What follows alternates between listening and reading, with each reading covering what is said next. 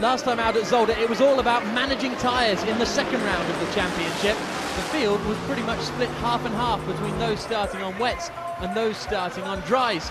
It was a very courageous move around the outside at turn 1 for the Mercedes. Didn't quite come off for him though, and the GT1 racing team BMW led the way.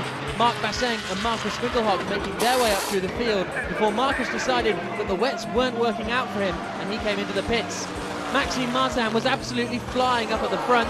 He moved his way into the lead while there were great dices behind. Matt Halliday having a little bit of contact with Thomas Jaeger.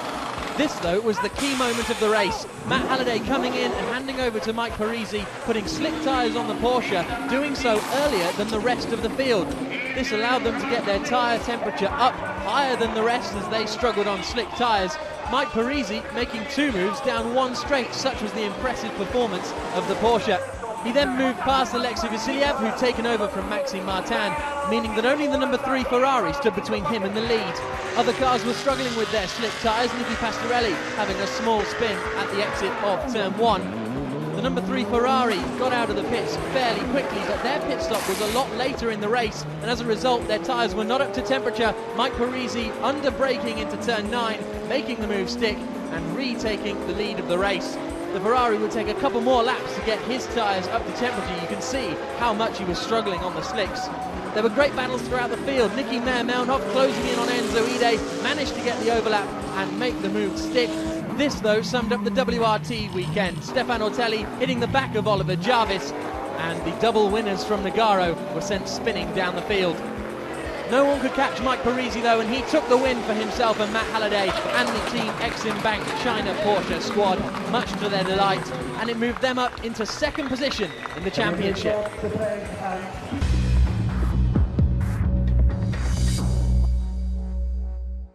The 3rd round of the season takes place here at Navarra. Let's have a look at who's competing this weekend.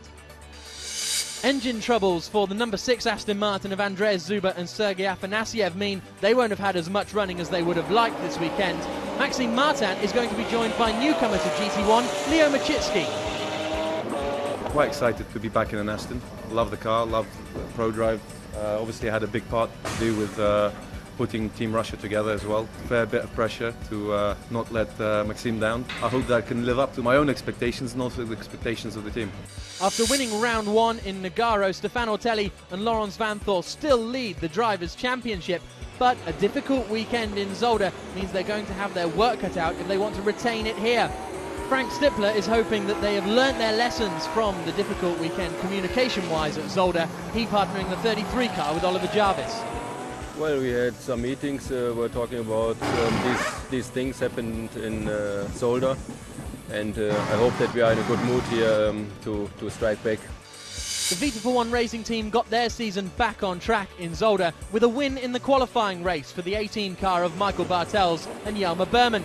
Their teammates Matthias Lauda and Nicky Meyer-Melnhof struggled a little bit, but Nicky is confident that the team has what it takes to get back towards the front of the field. This weekend we have some catching up to do, and for us it was difficult weekends, the 1st and 2nd, but now we're fighting for the podium again. I think we get more and more to understand the car, and the team is working great, and we're really fighting, and I have good memories from last year, so I hope we can wrap it up and get some valuable points. Since taking pole in the opening qualifying session of the season, the AF Corsa squad have struggled a little bit with their Ferrari 458. But Philippe Salaquada reckons that this hot weekend in Navarra will be just what it needs to get the squad back on track. We should be quite fine in this condition. We hope it's not going to rain because the Ferrari, on the dry conditions like this, it should be an advantage for us a little bit. They also changed some BOP, some less weight for us, so it should help. Hopefully we should be strong in qualifying, and our aim is to score on podium. Sunred Racing are continuing to get to grips with their Ford GT. Matteo Cressoni and Milos Pavlovic at the wheel once again this weekend. And as team manager Joe Honoris says, there's still plenty more pace to come from this Ford GT. We are here and we are improving as much as possible our car at this moment, and hope the second car will be ready for Algarve, and then the second car can enjoy with us the overseas races. So I hope really in Algarve we can have 2 cars on the track. Fittingly for a circuit just outside of Pamplona, the raging bulls of Lamborghini have been unstoppable here in recent years. The past 2 FIA GT1 races have been won by a Lamborghini, and this gives Peter Cox a great deal of confidence. I think the Lamborghini is going to be very strong. Already in the first year we were with the GT1 car, the Murcielago, the old style GT1 cars, the cars that were competitive. And I think also the Gallardo we saw from last year's in Blancpain series. The car should be competitive, and the weather forecast is quite good, so it should be okay. We look forward to it. Hexis are continuing to make progress with their McLaren MP4 12Cs, finishing first and second in Friday morning's practice session here in Navarra. And like the AF Corsa squad, Alvaro Parente is looking for a dry weekend to really get the maximum out of the car. I'm really looking forward for this weekend. Hopefully we'll have a dry weekend all the time, just for us to see how the car and the setup and the work we've been doing on the car is going to be useful to us on the track, and see how our pace is and how competitive we are.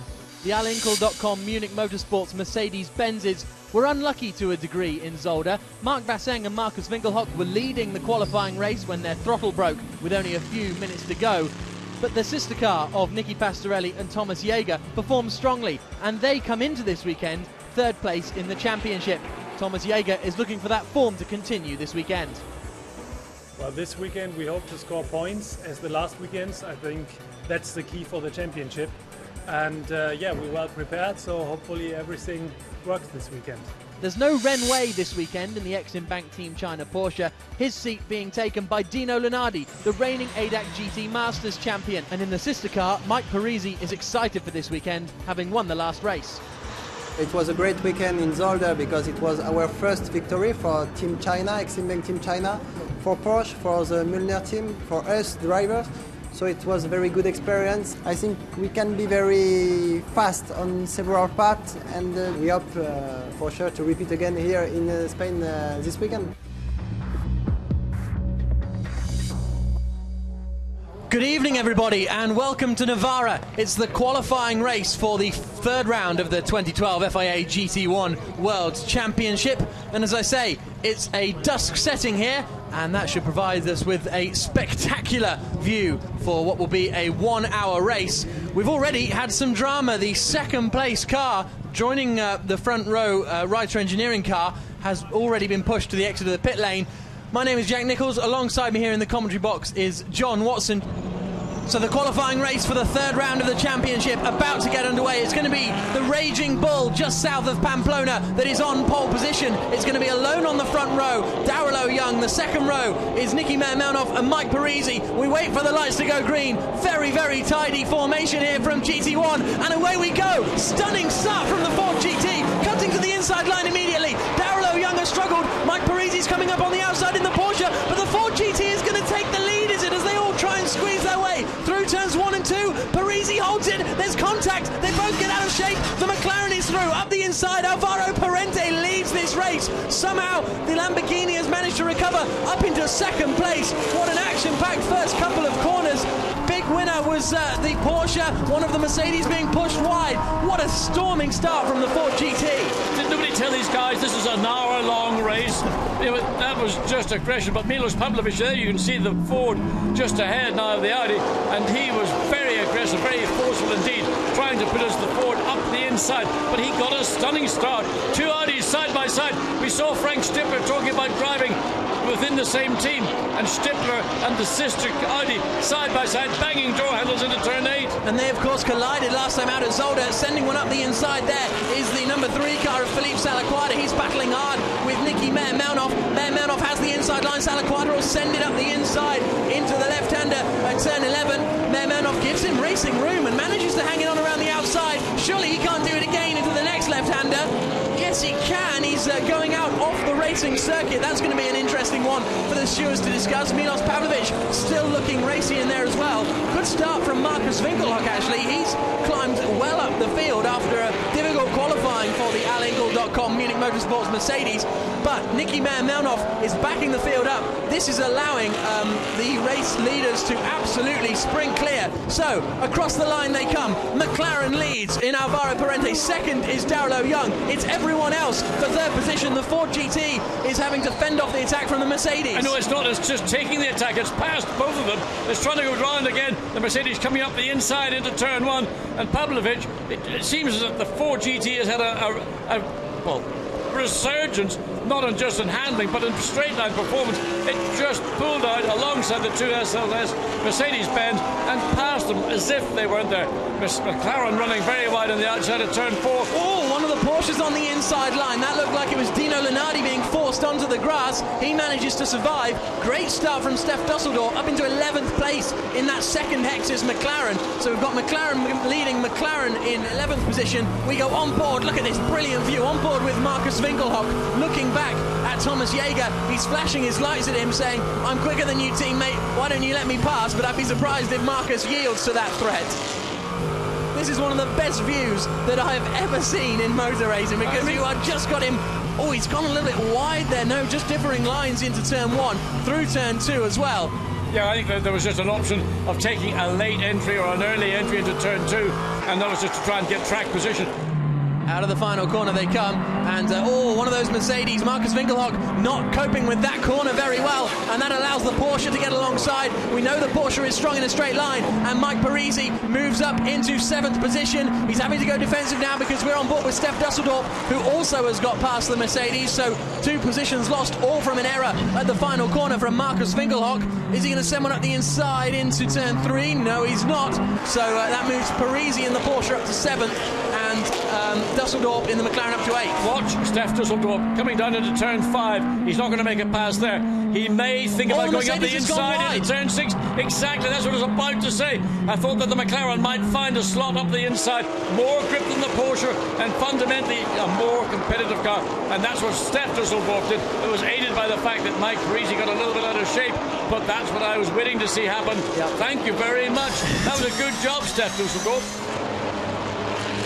Here comes Jelmer Berman sending one up the inside of Enzo Ede. Ede gets the cutback, and Jelmer really needed to get the car stopped in time a little bit. Cars 8 and 24, so that's Dino Lunardi and Albert von Turn and Taxis are under investigation for the start. There was quite a heated debate actually in the driver's briefing. Look at the Ford, the way the Ford left out to the right. Unbelievable start from Pavlovich. Yeah, he got to the inside line very, very quickly when the lights went green, and then, well, he was just over-optimistic, really. I don't think he was alongside Parisi, and then there was a bit of contact, actually, between Young and Pavlovich as he tried to come back, but all safely through turn 3, which was good to see. This is looking back, I think, from Mike Parisi, so we're going to see. Oh, this will be a great view, actually, because the Ford is there on the inside. He's still going to try and stick it up the inside into turn 2. There's going to be a bit of contact. There it is. Parisi does well to hold it, really. I mean, if you ever want an example of winning a race in the first corner or losing a race in the first corner, that's about it.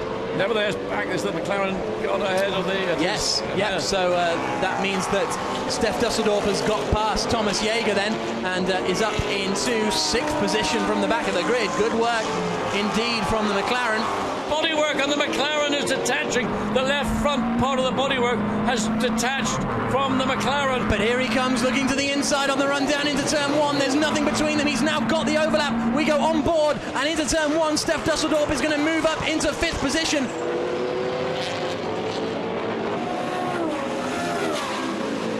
Ferrari versus McLaren, this is what we've wanted to see. We're on board with the McLaren. He's on the outside on the run down into turn 1. He's going to try and stick it around the outside, and he's done it. Fantastic stuff. There's nothing Philippe Salaquada could do about that, but what a great move from Steph Dusseldorf. That was bravery.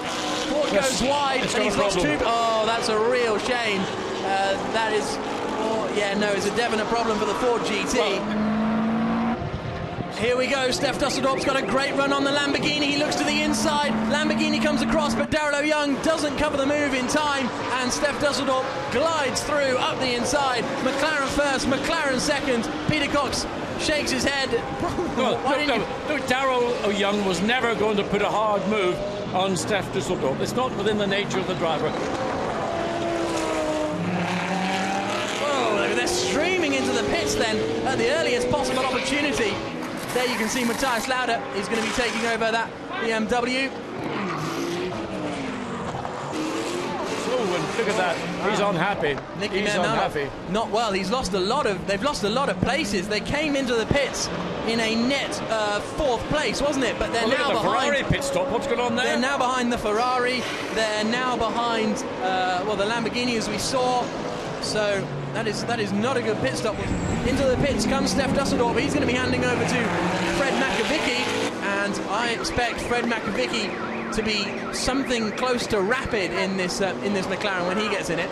So we've got a couple of cars in the pits, as you can see. Out of the pits goes Fred Makovicky, then, who was taken over. This might work out for Mike Parisi, because all of a sudden he's got some clear air, and he may be able to use that clear air to leapfrog the Mercedes. The problem Mullner have, who are running the Exim Bank Team China, is they're used to endurance racing, so their pit stops aren't necessarily as slick as those of Audi or Hexis.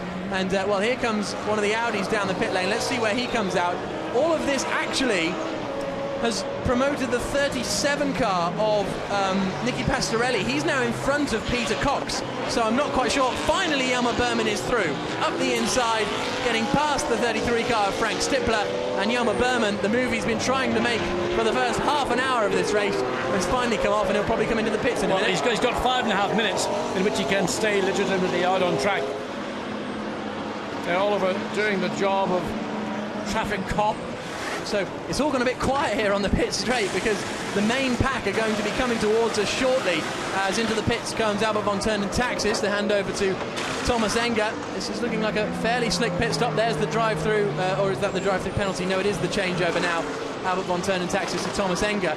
So across the line then comes our net second place car, which is the McLaren.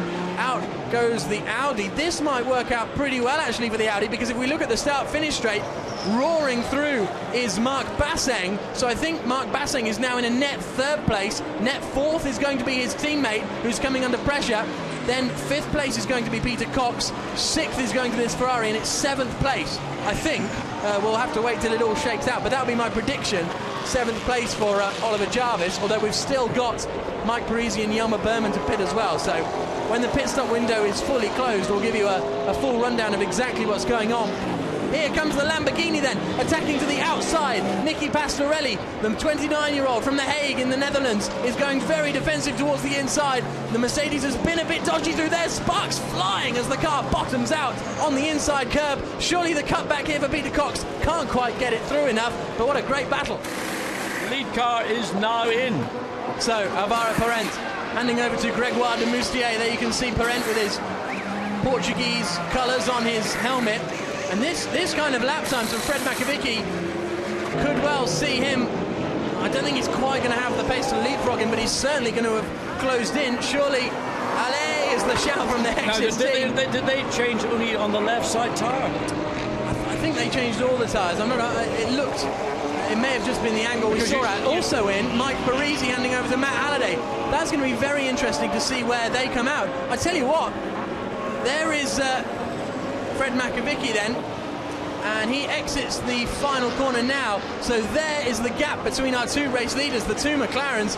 And Makovicky on this lap comes across the line. 1 minute 38.7 last time, 1 minute 38.7 again. That's the consistency of a driver like Fred Makovicky. He has only got 5 or 6 seconds to close in.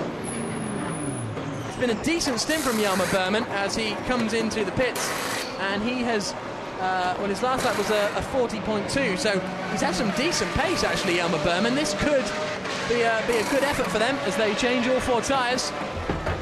McLaren is just coming out of the final corner, so it's not going to be first or second for the BMW, but he's going to be in the mix for kind of 4th, 5th and 6th places, I'd have thought. He comes down the pit lane, so he's in 3rd place.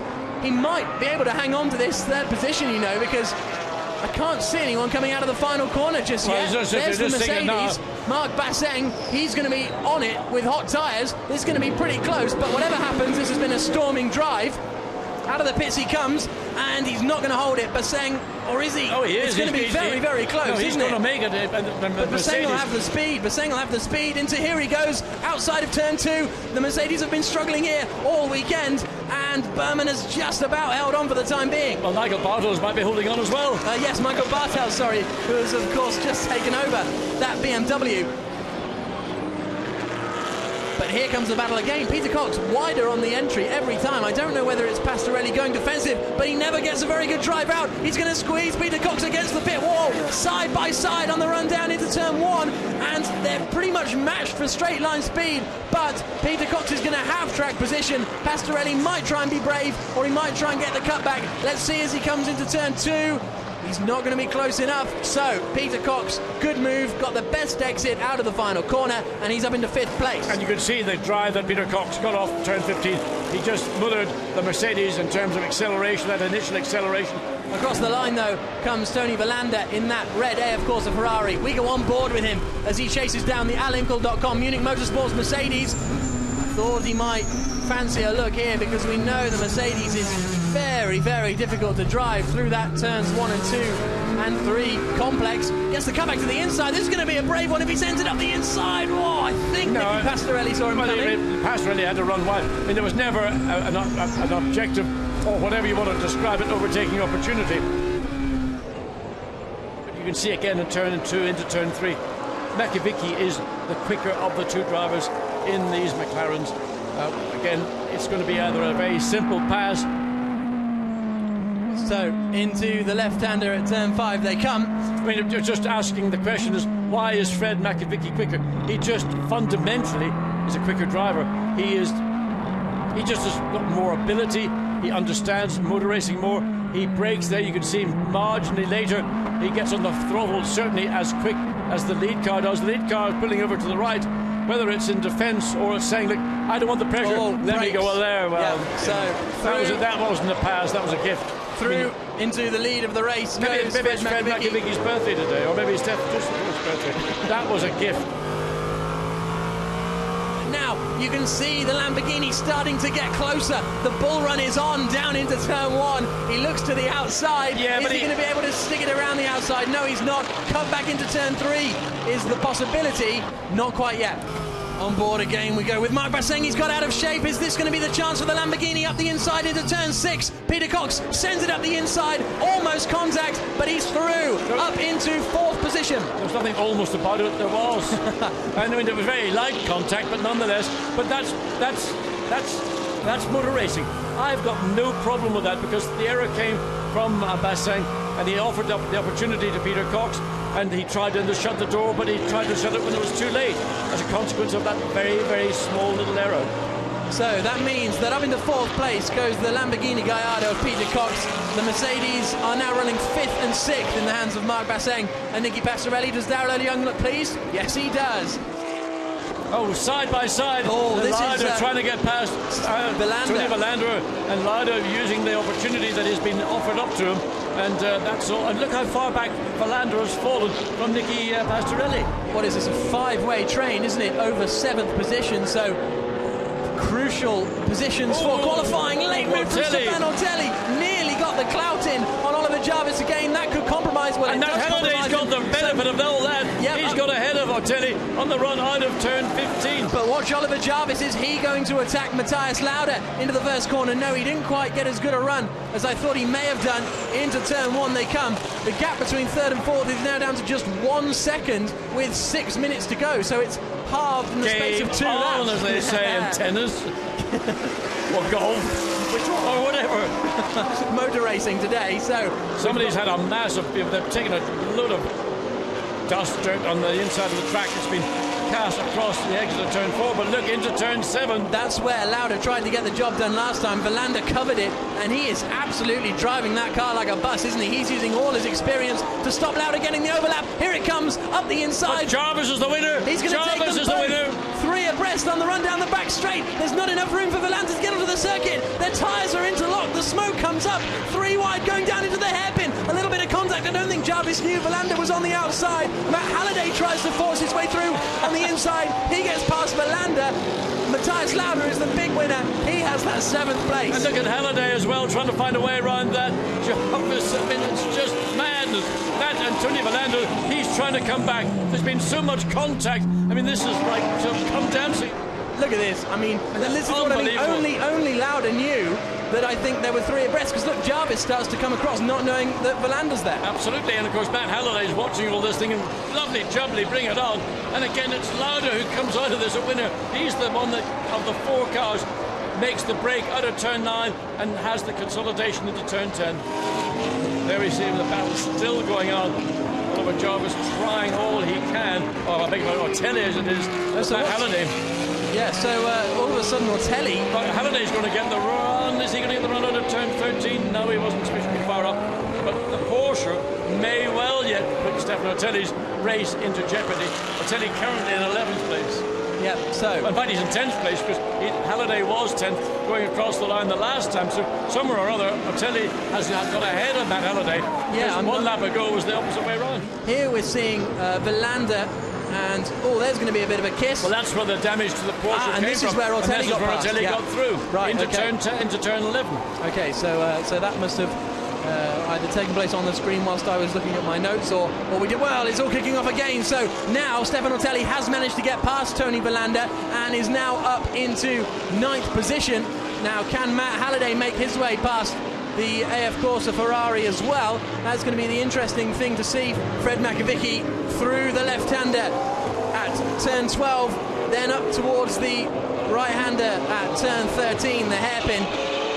This car was fairly new. It's new to GT1 this year, but the McLaren MP412C looks like it's finally going to win a race. It's struggled so far this year in GT1. It's had its issues in other endurance series, but Fred McAvicky turns through turn 15, the final corner here at Navarra. The qualifying race win is going to go the way of Hex's McLaren. Hex is his first win since last season. Fred McAvicky takes the checker flag with Steph Dusseldorp from the back of the grid. Second place going the way of Gregoire de Moustier and Alvaro Parente. Fantastic stuff. And it's the first time a McLaren race car outside of a Grand Prix car has won an international FIA World Championship event since the days of the McLaren F1 LMs that raced in the early 90s at Le Mans and other great sports car races. Third place goes the way of Yelmer Berman and Michael Bartels. They seem satisfied with that. Fourth, Peter Cox and Darrell O'Young after starting on pole. Perhaps a bit of disappointment. First win for Hexis in GT1 since the championship race at the Sachsenring last year. That was round 4 of the championship. They went on to win the constructors' title, but not very often did they taste success on the top step of the podium. No, and I mean, a great job by the whole Hexis team. They have really, really worked tirelessly. And also, I'd say, welcome to Philippe Demar and the entire Hexis team to the McLaren family club. That is a club of winning drivers and team members. Let's hear from our race winners, Fred McAvicky and Steph Dusseldorp with Haley. Congratulations, Fred. Finally a win for you. Yeah, it's fantastic for the team. They work really, really hard, and it's fantastic after the difficult qualify. My teammate did an amazing job during the stint, and we're coming back, and fantastic, really fantastic. And Steph, what a stint by yourself. It's so exciting to watch. How is it for you racing on the track today? Really fun. Yeah, what Fred said, we had some problems in qualifying, but we knew we had the speed, and I had a good start. We just had to be safe and not push too much, and I survived the first 2 laps, and after it was just easy going, and yeah, it was really, really fun, and I'm really happy with the result. We worked really hard, and I'm happy we could make the first GT1 World victory for McLaren. Let's have a look at the results. A McLaren 1-2, Fred McAvicky and Steph Dusseldorp, Gregoire de Moustier and Alvaro Parente. The BMW team completing the podium, Team Vita for One Racing. The Lamborghini Gallardo finishing in 4th place, Peter Cox and Darrell O'Young, as I say. Good driving from them. Mark Bassang and Marcus Fingelhock in 5th, ahead of their teammates Nicky Pastorelli and Thomas Jaeger. They had an action-packed race. Well, an action-packed race goes for the rest of the field, and the rest of the names I'm about to read out. Oliver Jarvis just holding off teammate Stefan Ortelli towards the end. Tony Verlander 10th, Halliday 11th. Thomas Enger almost getting back into it. Car number 3 is under investigation, we're being told. That's Tony Verlander. Not 100% sure what that's for, but we'll let you know. Francesco Castellacci in 13th place. Martin and Zuber, disappointing day for the Aston Martins. Not 100% sure what went wrong there, because they had the pace, but we'll find out in the aftermath of this race, no doubt. The sun begins to set here at Navarra, and this means that this is the difference in the championship points. We've now got 3 driver pairings on 31 points. Bartels, Halliday and Jaeger's cars all together at the top of the standings.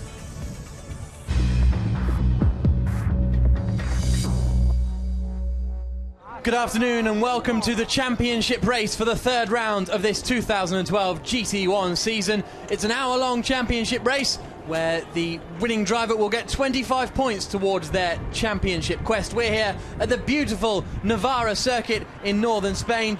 Temperature 35 on the track, 23 in the pit lane.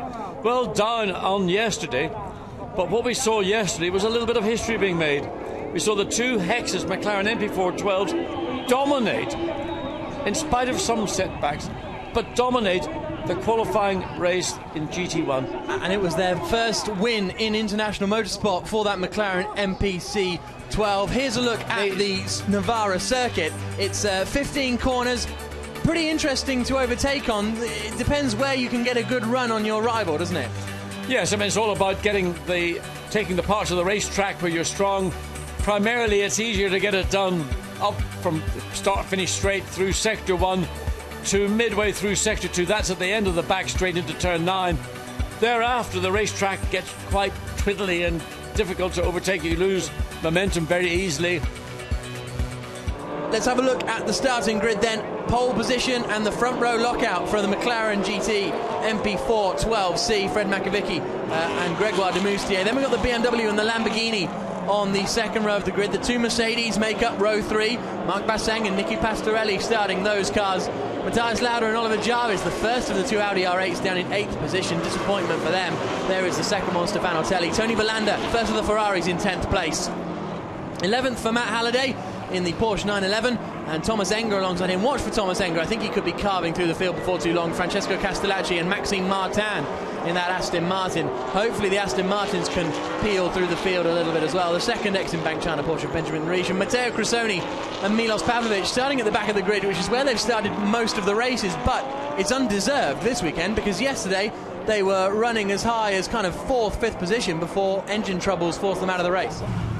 So 2x2 formation. This camera will give us some cracking views throughout the race, and now it's going to be the 2 McLarens on the front row of the grid, Lamborghini and BMW on row 2 as they come through the final corner. The 3rd round of the 2012 FIA GT1 World Championship about to get underway. It's the 2 McLarens locking out the front row, BMW and Lamborghini on the second row of the grid. Very neat 2x2 formation as they exit. This 1-hour race will be underway when the lights go green here at Navarra. There we go, away we go, and it's a very good start from Marc Basseng, cutting to the inside immediately. He moves up into 3rd position. If anything, it's Gregoire de Moustier who's got the best start going down into turn 1. We look back on board from Marc Basseng as everyone jostles for position. Turn 1 is flat out in normal racing conditions, but it's the 2 McLarens who have got away. Fred Makovicky ahead of Gregoire de Moustier. Then it's 3rd and 4th for the 2 Mercedes. The BMW has been shuffled down a little bit. We're all safely through turn 3. On board we go then with the 18 car of Michael Bartels, who's actually got a pretty poor start. I think he's back behind his teammate. I thought we might have had a spinner there, but it was just people running wide. Perfect start for the McLarens. Yes, it was almost very close in turn 3. One of the Mercedes got right under the rear of the second of the 2 McLarens, but there was no contact. They're both all cleanly through, and right now it's McLaren, and it looks like Verlander has made his way up into 3rd place. So we're on board with Michael Bartels. He has now dropped behind Matthias Lauda as they exit down the main straight for the first time. You can see the crowd on the left-hand side watching to see who will be making a move under braking. Bartels thinking about looking up the inside, but he needs to be careful because he's got Thomas Enger right up behind him, side by side between Matteo Cressoni and Matt Halliday in the number 9 Porsche. A good start from Cressoni from the back of the grid. He's moved up considerably. There is Thomas Enger trying to go around the outside of Tony Verlander. That'll be a brave one. Contact between the pair of them. They both run wide but survive for the time being. It's Peter Cox actually, so Peter Cox has dropped a long way back. That's a real shame. We didn't see what happened to the Lambo at the start, but he's been seriously shuffled back. Yeah, and there's one of the other Lambos. Yes. That must be Enger facing the wrong way. So not a good start for the Bulls. No, indeed, and the contact that we saw there with the 25 car, that could easily lead to a flat tire. We don't know. We don't think there was any obvious signs of damage. Slowing Michael Bartels across the line. Michael Bartels in the 18 car just disappearing under the bridge has slowed, and he's lost a lot of positions now, and I fear that maybe... Well, he's managed to find some pace again, hasn't he? So that's a bit of a strange one. He definitely lost the speed, and he's lost the back end as well. Must be a problem somewhere with the car just to the right of shot. Michael Bartels spins, so... Well, I suspect the two things are not disconnected. Whatever caused the car to lose pace down the straight may well have had a bearing on why that car spun. It would be unusual in these circumstances to see Michael Bartels lose the car when not under pressure. Across the line they come. This is ultimately the battle over 11th position. Halliday. Here comes the Porsche. Halliday up the inside into turn 1. Superior straight line speed, superior exit, and he takes that 11th position. And Francesco Casoni gets into trouble. Yeah. And he's lost 2 places already and may well lose a third, because as he goes off the track he'll pick up loads of rubbish on the tyres, forces the Ferrari to back out of it, and the second of the 2 Astons, just out of sympathy, decides to run wide off the track also. Halliday side by side with Oliver Jarvis and is through past Oliver Jarvis up into 9th place. So Oliver Jarvis thinks about getting the cutback, but not close enough. So we're on board with Matt Halliday as he tries to hunt down the Aston Martin. He's managed to close in pretty quickly to the tune of about 0.3 of a second per lap. So it's not going to be long before Matt Halliday is seriously starting to make some moves. A little bit of opposite lock necessary as he comes under braking for turn 6. Feathers the throttle through the right-hander at 7, down into 8. Let's see how... well, there's Mike Parisi getting all suited and booted, ready to take over. Well, Matthew Martin had to go out to the right because he sensed that the Porsche of Matt Halliday was in a challenging position. We know that the Porsche has got good straight line speed. The back straight here in Navarra isn't as long as the front straight, the pit straight is. Nevertheless, it offers an opportunity for a car to get alongside into turn 9, and if you're the car that makes the move and down the inside, well, then it's going to be your corner. Alvaro Parente limbers up. Well, he's going to be in that car because the pit lane is going to open up in 20 seconds. And it's going to be very close. These cars, I think Parent's car, the car driven by Demussier, look down the inside. The Porsche gets it done, does he? He can maintain it, yes, past the Aston Martin. But Martin will have the inside line for the next left-hander, but Matt Halliday has made the move stick, so the pit stop window is open.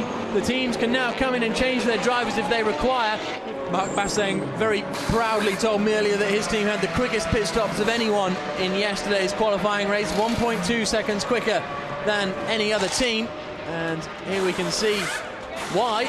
Into the pits comes that was number 8, that was Benjamin Lariche, so it must have been just a spin or something, and he's going to hand over to Dino Lenardi. Into the pits then comes our second place car of Gregoire de Moustier. Also in comes the Alinkle.com Munich Motorsports Mercedes of Nicky Pastorelli, so this could be a straight pit lane battle, because if Alinkle can put in another good stop and be 1 to 2 seconds quicker, they might be able to take this second position here. So we are watching. I want to see whether anybody's got a set of fresh tyres. There's used tyres going on to the Mercedes.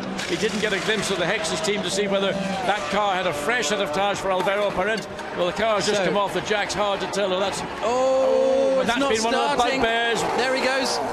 Is he going to get out in time? Here comes the McLaren down the pits, and the Mercedes has made it, has it? Yes, they have leapfrogged the Hexis Racing McLaren. So Thomas Jaeger is now ahead of the Hexis of Alvaro Parente. Out of the pits they come, and the second Alinkle car is going to leapfrog them too. Here comes Mark Basseng, Marcus Winkelhock I should say, down the pit straight. He moves up into a net second place, net third for that Mercedes, and is now 4th position. Net, we'll have to wait until the pit stops sort themselves out, but that Hexis McLaren has lost at least 2 positions. Congratulations around the team. As I say, Basseng was pretty proud of his pit crew yesterday. Oh no, one of the Aston Martins cruising down the pit wall. That's Max Martin. There's a pass coming into turn 2. Yes, this is just coming out of the pits then, and the BMW has not quite been able to get past the Mercedes. Here is the pit stop for Thomas Enger, handing over to Albert von Turnen Taxis, who negotiates his very lengthy figure into the car, and he will take over from Thomas Enger. They've pitted from 4th position.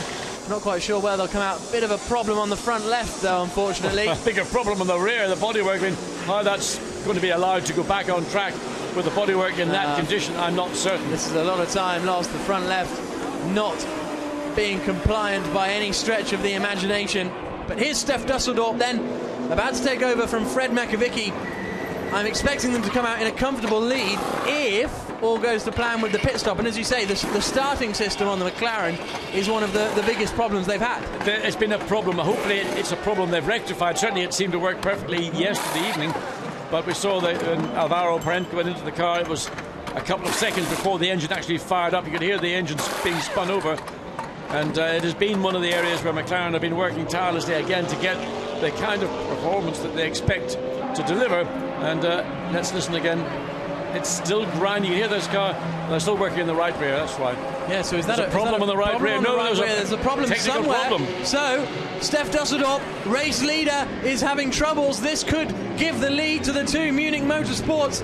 Alan Cordot Mercedes know away he goes, so they've got it sorted. But he had a 17 to 18 second advantage prior to the pit stops over the rest of the field. He's going to get out. He's lost a lot of time to these 2 Mercedes, and he will get out ahead of them, I believe, although they were at the beginning of the pit lane. There we see the McLaren exiting the pit lane now on full throttle as the 2 Mercedes and the BMW and whatever is behind that, I can't work it out, make their way up into turn 2. Yes, so McLaren leads, Mercedes 2nd and 3rd, BMW 4th, McLaren in 5th place, and this is Alvaro Parent trying to attack and make his way past. He's got to get past 3 cars if he wants to finish where he qualified, so it's the McLaren's going to be all over the BMW coming down the hill into turn 5, looking to get up inside of the car. With not enough room, he's going to force the issue. It may mean contact, but he can hold the tighter line. The McLaren, look, the car's just driven right under the BMW, indicating where this car is in terms of its, not only its performance today, but its potential for the future. As they come through the right-hander, Mike Parisi, we're watching. He's lost out, hasn't he? So somewhere Laurens Vanthoor's got past him. We didn't see it actually happening, but that is the effect of the change of position. Well, let's go on board with Laurens. There goes out of shape. Well, a sudden bit of oversteer for Mike Parisi, and he had literally nothing to do but correct it and end up off the racetrack. And for Laurens Vanthoor, that was a gift that he was grateful to accept. So it's going to have to be through the corners that Vanthoor is going to make this move. Laurens Vanthoor has a look down the inside, late in the brakes, gets the car in. Could have easily overrun the corner by just being a little bit ambitious on braking, but he's back in the same position he's been in. Enzo Eid is having to be defensive in this part of the racetrack, the final sector, where there really are very few chances to make a move, again only dependent on whether somebody is going to make a mistake. Pierre Dudonné, and up the inside, good job Laurens Vanthoor, but what about the cutback? Enzo Eid tries to do it, but he's on the wrong side of the track. Rubbing doors as they come towards the final part of the corner. He might have the inside. No, he couldn't quite hang it on around the outside. Good job. Good job by Laurens Vanthoor. In a part of the racetrack where it's difficult to make a pass, he flashes the headlights as he goes past the pits. He needs to be careful now. The Porsche's going to make a move on Enzo Eid as well. Porsche's got even more straight line speed than the Ferrari has up the hill, and the Ferrari tries. Is he going to get the ball? He's got 2 and 1. Up the inside goes Mike Parisi. Laurens Vanthoor hangs it in the corner. Whoa, and now he's sliding. He's lost it. Parisi comes through. Parisi comes through up into 10th position. Vanthoor down into 11th. Enzo Eid tries to dart back to the inside into 4, I should say. Doesn't work, but Mike Parisi will be saying, what just happened there? He just glided past them. Absolutely, but I mean, there's no surprise at the Porsche straight line speed. We know it's very, very strong indeed.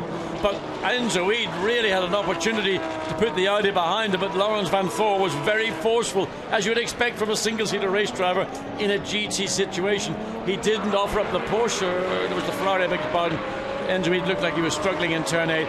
But what a great little bit of motor racing there, all because of this car and its straight line speed. So we go on board with the number 18 car of Jelmer Berman. You can see how much quicker he's been than his teammate in front as we listen to that fantastic roar of the onboard. And there we are, Nicky Meyermann pulls over and lets the Jelmer Berman car go through, and good teamwork, because it was recognised by Meinhof that this is the slower of the two cars. Matthias, I should say, Matthias Lauda, looking disappointed because he'd done a really strong job in his stint, and then to lose it pit lane and then lose it on the racetrack as well. And here's Laurens Vanthoor sending one up the inside at turn 13. And that's where he got the pass on Enzo. And then here comes the Porsche. Look, we go on board with him. He goes past one, and then all of a sudden he thinks, oh, hang on, I could get two of them here. But the Audi, pretty impressively actually, hangs it on around the outside. But look what happens. Look at the Audi. It gets up, well, initially sideways onto the dirty part of the track. No grip. And Mike Parisi says, thank you very much. But watch how Van Thorp comes across, literally across the front of the Ferrari. Enzo Weed must have thought this is his race over. Alvaro Parent starts the final lap. This has got to be his last chance to try and make a move and to try and get two McLarens on the podium. I don't really know where he's going to do it. Here we've got Frank Stippler having a nice little scrap, and Mike Parisi's round. Mike Parisi must, I would suggest, have been given some helping hand from Laurens Vanthoor. Somebody may have dived down the inside, and we'll hopefully get a review of that one as well as we go back to this battle for the final podium position. And Alvaro Parent close now, coming down into turn 5. He needs to get the McLaren alongside, and no, he has to back out of it. He's not able to maintain the... Oh, has a little late look at the inside, second breath almost, and sort of thought about it again. Into turn 13 comes the Hexis #1 McLaren. Steph Dusseldorp at the wheel. Fred McAvicky took the start. He absolutely rocketed away. Steph Dusseldorp did all the hard work yesterday, went from the back of the grid up to second by the end of his stint in the qualifying race, and he is going to see the checker flag. He's going to see Fred McAvicky hanging over the pit wall, and the checker flag falls in the third round of the GT1 World Championship. The championship race win taken by Hexis McLaren, Dusseldorp and Fred McAvicky. Here comes the second, third and fourth place cars. Lights are flashing for Marcus Fingerlock and Marc Basseng as they cross the line. Absolute delight for Marc Basseng, second and third places.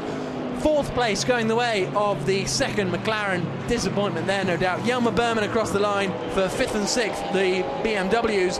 There's still a bit of sorting out to do down here. Is this going to be Laurens Vanthoor sending one up the inside into the final corner? He's challenging Philippe Salaquada. Gets the cutback, gets a decent enough drive. We go on board, tries to make it a photo finish. He hasn't got the straight line speed, and he has to settle for what is 10th position in the end, so he gets a solitary point. So pulling into the first place slot for the championship race goes the McLaren. Second on the right there, Marc Basseng and Marcus Finkelhock. Third on the left, you see pulling in Thomas Jaeger and Nicky Pastorelli. Alinkel took a 1-2 in the championship race last year, a 2-3 this year. Very, very impressive performance from them. The hug between Steph Dusseldorp and Fred McAvicky. Absolute delight between the Frenchman and the Dutchman. Why don't we hear from our race winners, Fred McAvicky and Steph Dusseldorp. They're down in Parc Fermé. Haley Coxon's got the microphone. Steph, congratulations. The McLaren is certainly showing its form now. Yeah, we had again a really good day.